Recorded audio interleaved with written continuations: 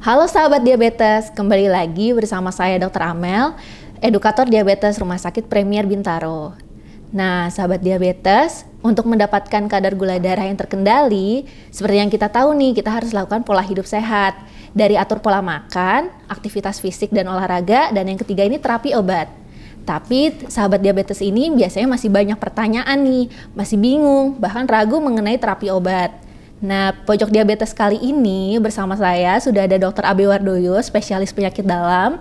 Beliau akan bahas dan juga menjelaskan lebih lanjut mengenai terapi obat diabetes. Halo dokter, Halo, apa kabar Dr. Amel. dok? Baik, Ya. sehat, syukur, terima kasih. Jadi kita, Halo sahabat ya, diabetes. jadi kita akan bahas mengenai terapi obat diabetes ya dok. Ya, Nah dok, pertimbangan apa saja sih dok dari dokter untuk memberikan terapi obat diabetes? pada umumnya semua dokter yang menangani diabetes itu pertama-tama dia akan melihat seberapa sih tinggi gula darah daripada pasien yang hendak diturunkan kadar gula darahnya. Tentunya pendekatannya berbeda dong. Kalau yang satu gula darahnya misalnya 200, sedangkan yang satu lagi 350. Tentunya beda. Juga dalam tes HbA1c kita bisa menjadi patokan juga ya. Misalnya seseorang dengan HbA1c 7,5, yang lainnya lagi HbA1c-nya 8,5. Tentunya pendekatan terapinya berbeda. Mungkin yang 7,5 HbA1c-nya cukup diberikan satu obat diabetes, sedangkan yang HbA1c-nya misalnya 9, mungkin diperlukan 2, bahkan kadang-kadang 3 kombinasi obat diabetes. Jadi itu pertama. Kemudian yang kedua adalah melihat penyandang diabetes yang akan diberikan obat ini ada hal-hal yang lain enggak? Misalnya penyandang diabetes tersebut sudah berkomplikasi pada ginjalnya ataukah pada jantungnya. Nah, di sini dipilihkan obat-obatan yang tentunya nyaman atau aman terhadap jantungnya, bahkan juga memperbaiki fungsi jantungnya. Demikian juga pada penyandang diabetes yang ada hipertensinya misalnya. Tentunya ada hal obat-obatan khusus yang juga di samping menurunkan gula darahnya juga mampu menurunkan tekanan darah tingginya. Hal yang lain lagi misalnya apakah penyandang diabetes tersebut mempunyai riwayat masalah dengan lambung. Tentunya kita tidak memilihkan obat untuk yang bersangkutan, obat diabetes yang berefek samping untuk menyebabkan gangguan pada lambungnya. Demikian juga mereka yang mempunyai kelebihan berat badan tentunya tidak kita berikan obat diabetes yang efek samping obatnya juga menaikkan berat badannya. Jadi dua hal itu yang perlu dipikirkan oleh setiap dokter yang akan memberikan pengobatan diabetes. Pertama, kadar gula darahnya yang akan diturunkan. Kemudian yang kedua, masalah-masalah penyerta yang ada pada setiap pasien diabetes. Demikian Dr. Amel. Jadi setiap pasien itu berbeda ya dok ya? Ya, untuk beda. terapinya. Setiap pasien harus diperlakukan secara individu per individu. Lalu dok, untuk terapi obat diabetes itu sendiri ada berapa banyak ya dok? Ada banyak obat diabetes ya. Dalam garis besarnya terbagi dua. Ada yang berbentuk injeksi atau suntikan, ada yang berbentuk tablet ya. Yang berbentuk tablet ini ada berbagai macam ya. Satu misalnya golongan sulfonylurea, glibenclamid misalnya, glimepirid misalnya, ini golongan sulfonylurea. Pekerjaannya dia merangsang pankreas untuk menghasilkan insulin. Golongan yang kedua adalah metformin. Metformin ini pekerjaannya adalah untuk memperbaiki sensitivitas sel terhadap insulin dan juga untuk menekan hati supaya tidak memproduksi gula berlebihan. Yang lain lagi adalah golongan TCD, yaitu golongan pioglitason. Obat pioglitason ini mempunyai fungsi untuk memperbaiki sensitivitas insulin sehingga insulin itu mampu bekerja dengan baik untuk menurunkan gula. Golongan yang lain lagi yaitu akarbose. Akarbose ini suatu enzim yang bekerja untuk menghambat absorpsi atau serapan gula di dalam usus. Golongan yang lain adalah penghambat enzim DPP4. Ya, biasanya ini obat-obatan ini diakhiri dengan gliptin ya, vildagliptin, saxagliptin dan yang lain-lain. Pekerjaan dari obat ini adalah menghambat enzim glukagon. Glukagon itu suatu enzim di usus yang dia bisa menaikkan gula darah. Di samping itu juga dia mampu merangsang pankreas untuk menghasilkan insulin. Terakhir, obat dalam bentuk tablet adalah penghambat enzim SGLT2. Nah, obat ini pekerjaannya adalah menghambat gula di dalam darah yang sedang melewati ginjal agar gula itu tidak masuk ke dalam darah tapi dibuang ke dalam air seni. Semua obat-obatan itu bertujuan untuk menurunkan kadar gula di dalam darah yang tinggi pada penyandang diabetes. Demikian Dokter Amel. Jadi banyak sekali ya dok mungkin. Banyak, dan dokter nanti memilihkan mana-mana yang cocok untuk masing-masing pasien. Baik dalam bentuk tunggal maupun dalam bentuk kombinasinya. Lalu kapan dok kita biasanya pasien itu dikasih 1 obat, 2 obat, itu biasanya dari? Tergantung dari pertama tadi kadar gula darah daripada pasien ini seberapa tingginya. Tentunya kalau gula darahnya tidak begitu tinggi cukup 1 obat, tapi yang gulanya tinggi mungkin diperlukan 2 obat. Nah, inilah perbedaannya. Jadi tergantung masing-masing pasien ya dok ya, beda-beda. Lalu efek samping apa sih dok yang bisa ditimbulkan oleh obat-obat diabetes? Yang paling sering, karena kita tahu obat penurun gula ini menurunkan gula, ini turunnya gula bisa terlalu turun. Tapi tidak semua obat penurun gula menimbulkan efek samping semacam itu. Yang sering adalah kalau kita menggunakan obat golongan sulfonylurea, misalnya glimepirid dan glibenclamid serta gliquidon, itu bisa menurunkan gula sampai di bawah nilai normal. Ini yang harus kita hindari.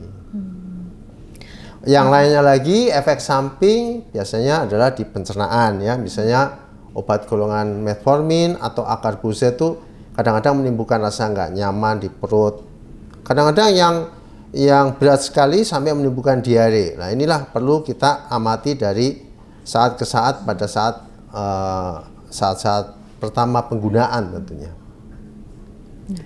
Lalu dok, apa yang harus diperhatikan oleh pada sahabat diabetes ini dalam mengonsumsi obat diabetes supaya efek terapinya itu maksimal, sedangkan efek samping yang didapatkan minimal? Pertama, pada saat menerima obat, ini pahami betul obat tersebut, aturan minumnya bagaimana. Apakah sebelum makan, ataukah di tengah-tengah makan, ataukah sesudah makan. Jangan ragu, tanyakan kepada staf farmasi yang melayani pemberian obat. Tanyakan, obat ini apakah diminumnya bagaimana? Sebelum makan, sesudah makan, atau di tengah makan.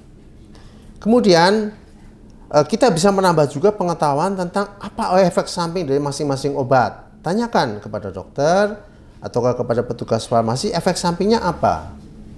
Kemudian apabila timbul efek samping, segera hubungi kembali dokter yang memberikan obat atau petugas farmasi untuk kemudian dievaluasi apakah ini efek samping masih dapat ditoleransi untuk pemakaian minggu-minggu pertama atau harus diganti obatnya. Jangan langsung menghentikan tanpa komunikasi dengan dokter yang memberikannya. Kemudian sesudah gula darah tercapai dengan baik, dengan pemantauan gula darah mandiri, teruskan pengobatannya. Sesudah obat itu habis diberikan, kunjungi kembali dokter, sampaikan tentang hasilnya. Karena pengobatan diabetes itu pengobatan yang berjangka lama. Tidak seperti kita mengalami demam tifus, kita hanya minum antibiotika untuk jangka waktu tertentu. Ya, obat-obatan diabetes biasanya dipakai dalam jangka yang panjang. Demikian, Dr. Amel. Lalu dok, pertanyaan banyak dari sahabat diabetes, sebenarnya obatan itu bisa merusak ginjal nggak sih dok? Nah, ini pertanyaan yang bagus juga ya. Jadi obat-obatan dan pada umumnya semua obat itu sebelum dipasarkan dan dikonsumsi oleh masyarakat tentunya melewati suatu uji coba. Dan uji coba itu memakan waktu yang lama. di mana dalam uji coba itu juga dinilai efek samping daripada obat. Tentunya kemudian diwujudkan dalam bentuk dosisnya seberapa ya. Dan dosis pada umumnya yang beredar di masyarakat adalah dosis terapi. Efek samping tentunya bisa terjadi, tapi tidak semua orang yang mengkonsumsi obat akan timbul efek samping daripada obat. Obat-obatan diabetes sesudah melewati uji coba yang lama, panjang, tidak ada efek samping terhadap ginjalnya. Bahkan sebaliknya, kalau diabetes itu tidak terkendali dengan baik, malah bisa menimbulkan komplikasi pada ginjal. Adapun seseorang penyandang diabetes yang bermasalah dengan ginjalnya, di situ dokter akan mengatur dosis daripada obat disesuaikan dengan kemampuan ginjal di dalam membuang atau memetabolisme obat.